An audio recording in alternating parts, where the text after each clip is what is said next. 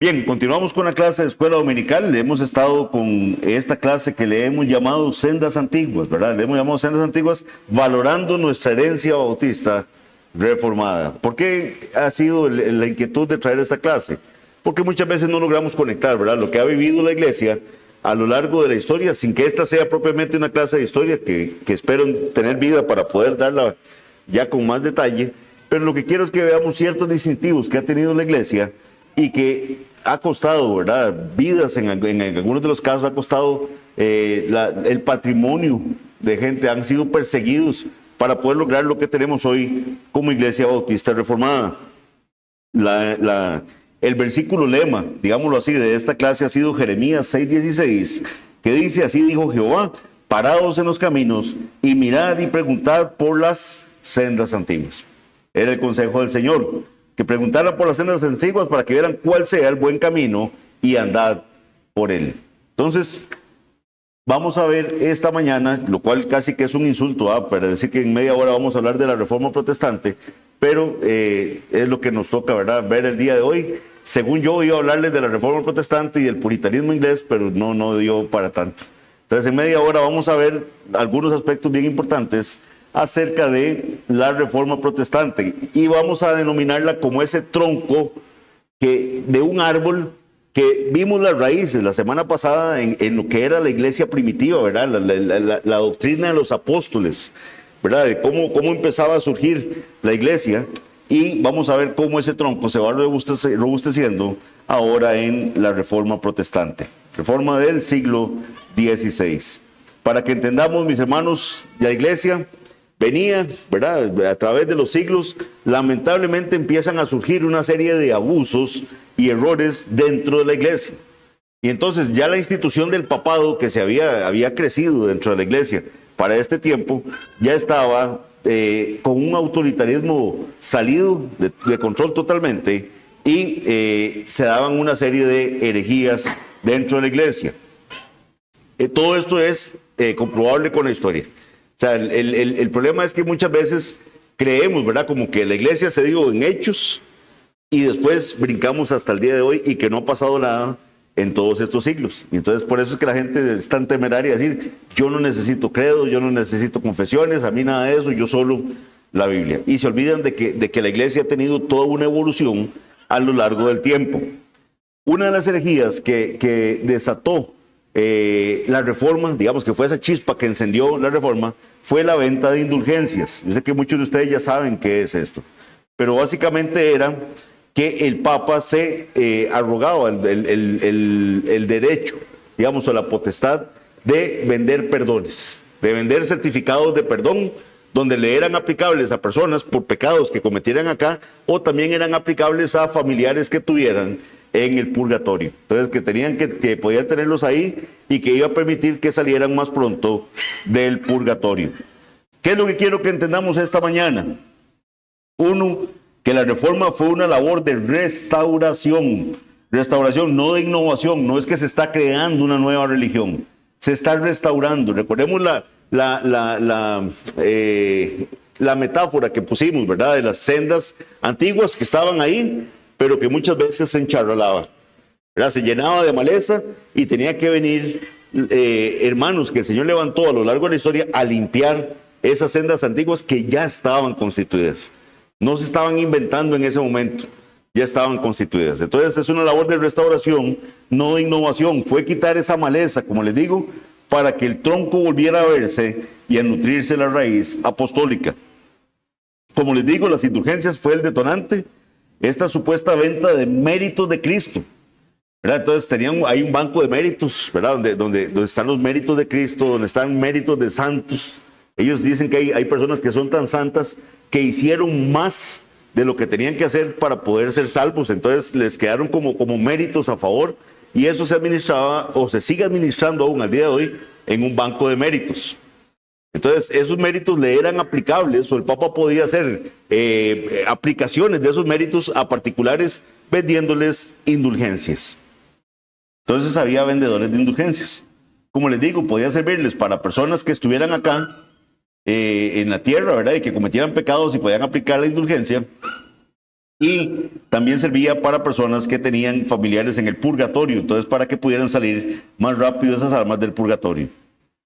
Los ministros fieles de la iglesia se unieron a Lutero para hablar seriamente contra las falsas y novedosas enseñanzas del papado en cuanto a la autoridad de la iglesia para conceder indulgencias. Estamos hablando que Lutero vivió del año 1483 al año 1546 después de Cristo. A estos fieles ministros se les llamó protestantes. También ahí tenemos un dato interesante, porque protestaban contra la herejía papal y el autoritarismo. El problema no era solo el dinero, o sea, no es el hecho de que cobraran por eso. Es feo, es terrible, pero ese no es el principal problema con el tema de las indulgencias, sino el atentado contra la suficiencia de Cristo.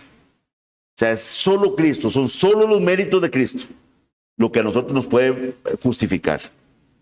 Es únicamente, yo no puedo comprar algo que me pueda provocar ese perdón.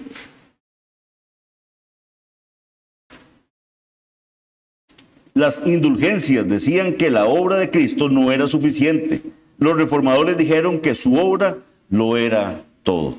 ¿Okay? Entonces, ese es el tema que tenemos con las indulgencias. Lutero, mis hermanos, entendió que la justicia de Dios no se vende. La justicia de Dios no se vende. Recordemos más bien que el sustento bíblico que tenemos es que el apóstol Pedro, por ejemplo, cuando Simón el mago quiso comprar el don del Espíritu Santo, ¿qué le dijo? Tu dinero perezca contigo, porque has querido comprar el don del Espíritu. Entonces vean que las indulgencias reñían contra la suficiencia de Cristo. Ahora, aquí, mis hermanos, cuando Lutero presenta sus tesis argumentando en contra de la venta de indulgencias, él no está inventando nada. Él no está inventando nada, está yendo a la palabra del Señor para criticar lo que estaba sucediendo en ese momento. Él no está inventando el evangelio. Lo que está haciendo Lutero es volver al evangelio. El evangelio ya había sido dado desde la era apostólica. Entonces, yo lo que quiero que entiendan no es que la iglesia reformada nace con la reforma, no.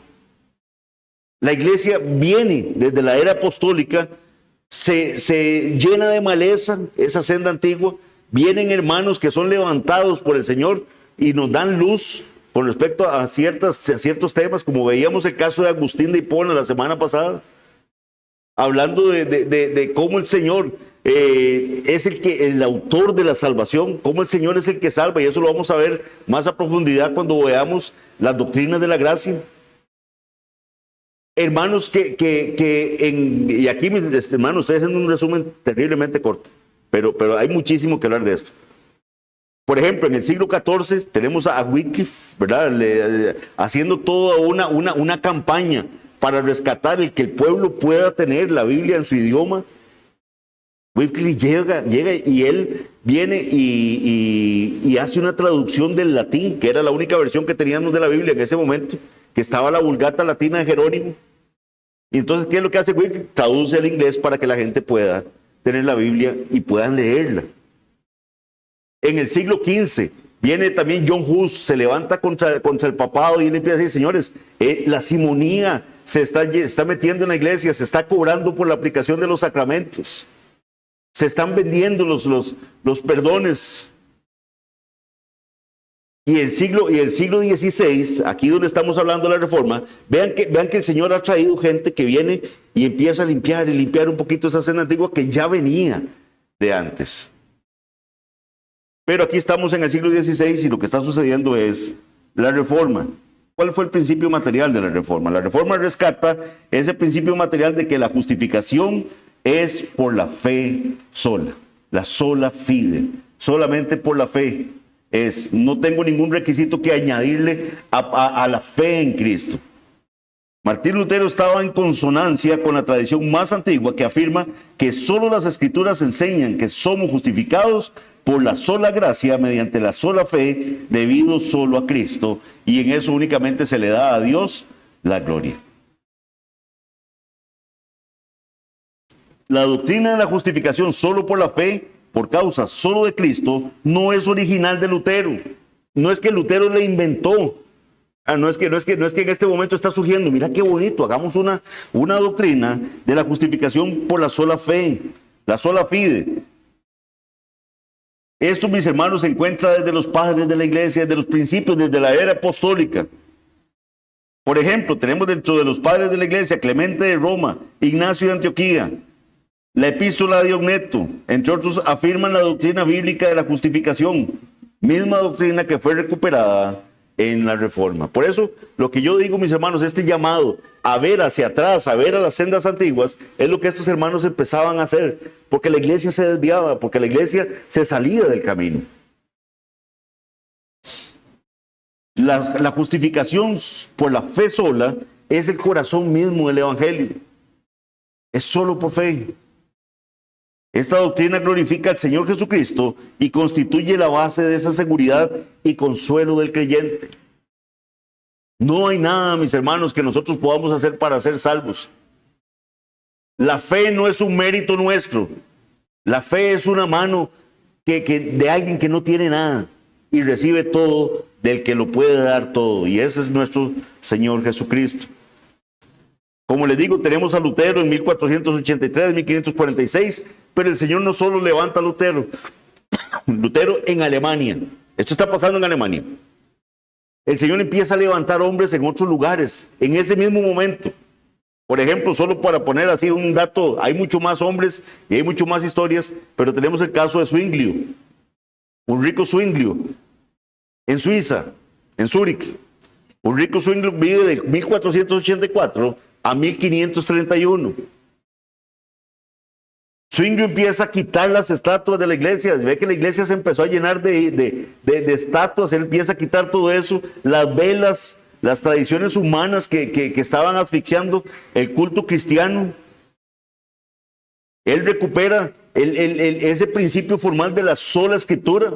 Es solo lo que diga la escritura lo que vamos a hacer. La Biblia es la única norma de fe y práctica. Llega a las mismas conclusiones que llega Lutero. Y esto, mis hermanos, antes de saber de que existía Lutero. El Espíritu Santo empieza a poner en estos hombres ese ardor por ir a las fuentes, por ir a la palabra del Señor. Zwinglio decía lo siguiente: nosotros no enseñamos nada que no sea lo que los profetas y apóstoles enseñaron. No hemos inventado una nueva iglesia, sino que hemos restaurado la antigua. Y esta es la parte que yo necesito que ustedes entiendan. Porque muchos acá es la primera vez que dicen, pero qué raro, ¿por qué el hermano Mariano está hablando de Agustín de Hipona? Agustín de Hipona no es un santo de la iglesia católica. Entonces creen que estamos totalmente, ¿verdad? Como que nunca hubo una conexión entre las dos. Y eso es ser totalmente apartado de la realidad histórica.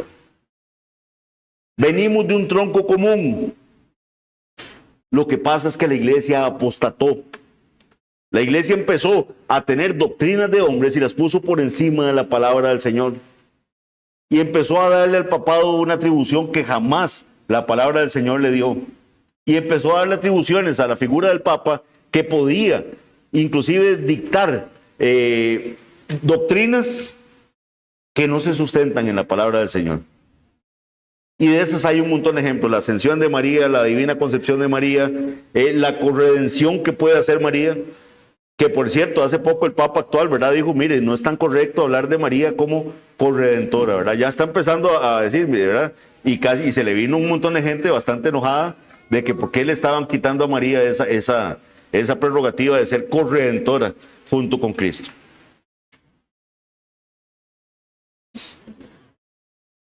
Como dice Zwinglio, no estamos inventando una nueva iglesia, sino que estamos restaurando la iglesia antigua. Ignorar que está pasando todo esto, mis hermanos, es no valorar lo que estos hombres no son perfectos. Lutero, por ejemplo, tuvo opiniones muy feas con respecto a grupos judíos. Zwinglio se le fue la mano contra los anabautistas y muchos de ellos, mis hermanos, ese es un tema que tenemos que entrar a profundidad cuando damos historia de la iglesia.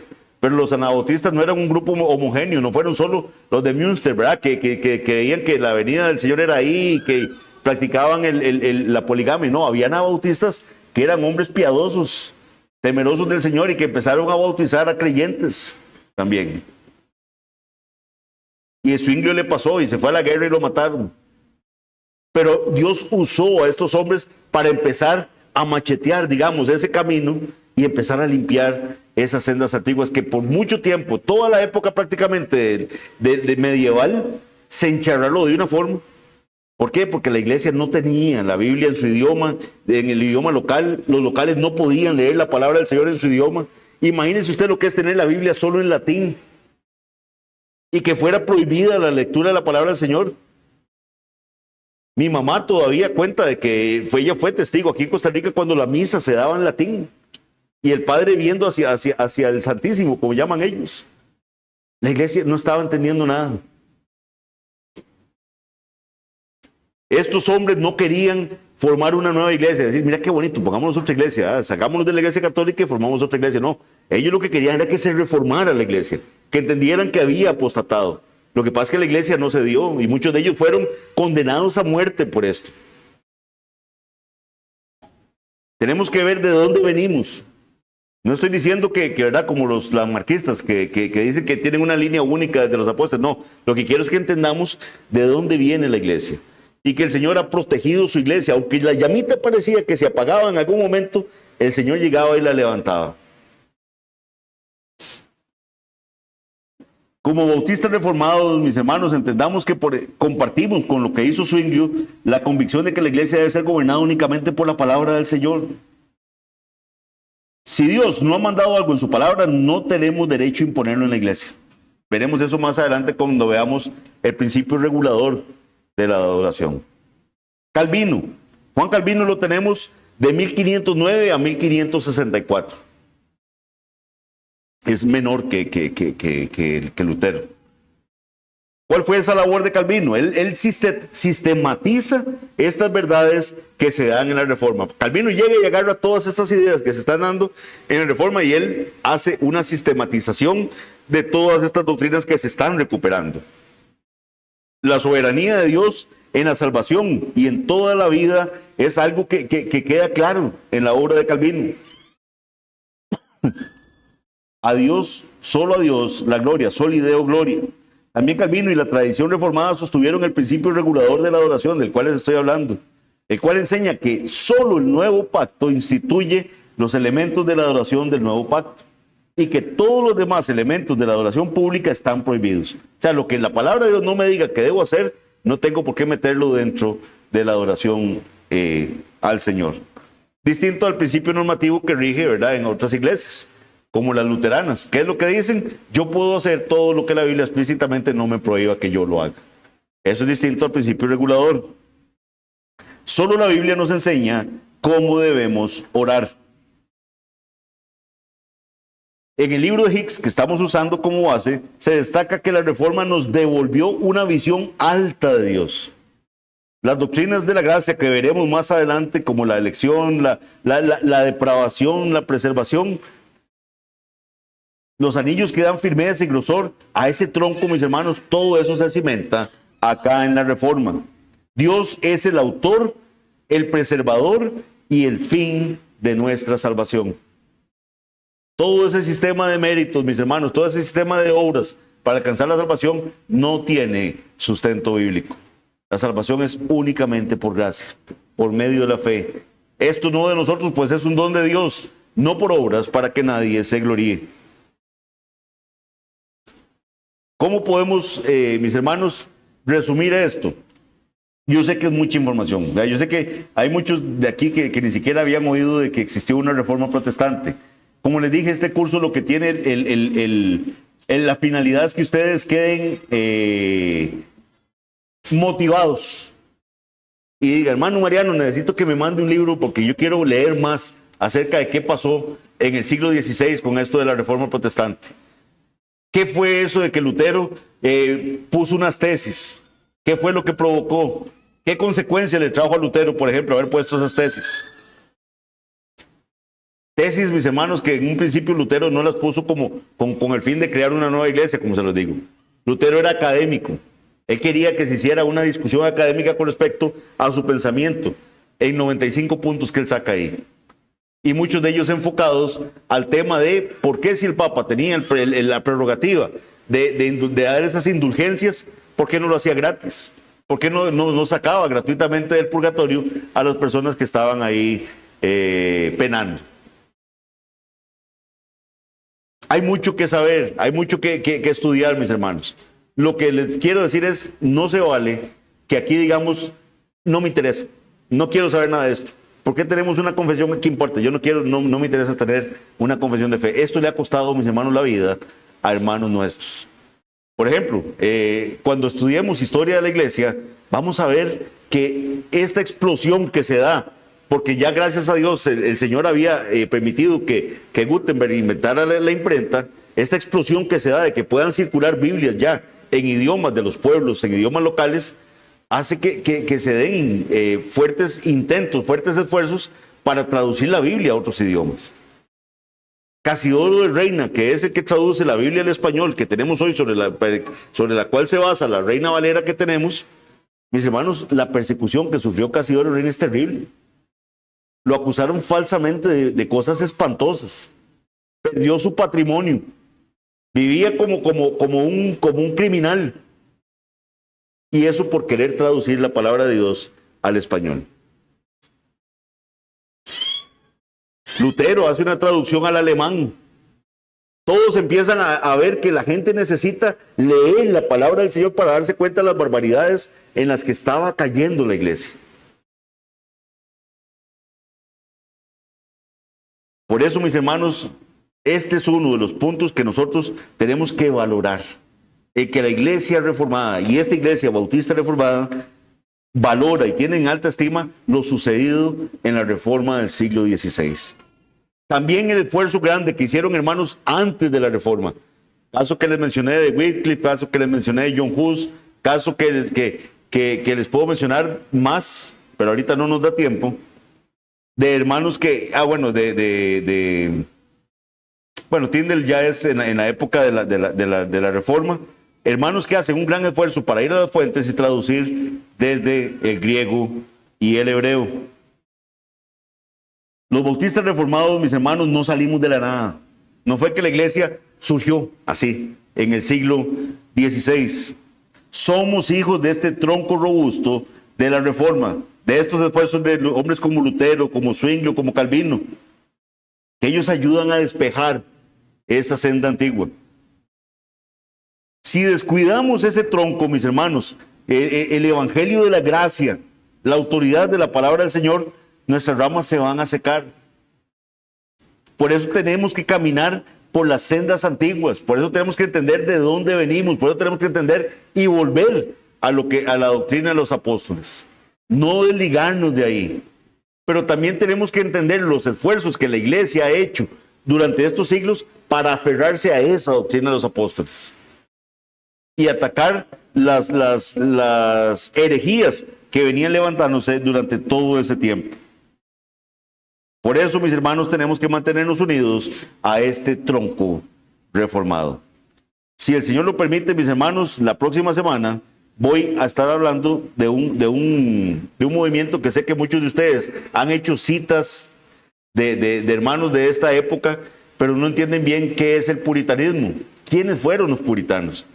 ¿Por qué son importantes los puritanos para nuestras bases como bautistas reformados? Entonces vamos a estar estudiando eso la próxima semana. Si quieren más detalles de la época de la reforma, escríbanme y ahí les podemos mandar mucho más material al respecto. Que el Señor les bendiga. Nos vemos el próximo domingo.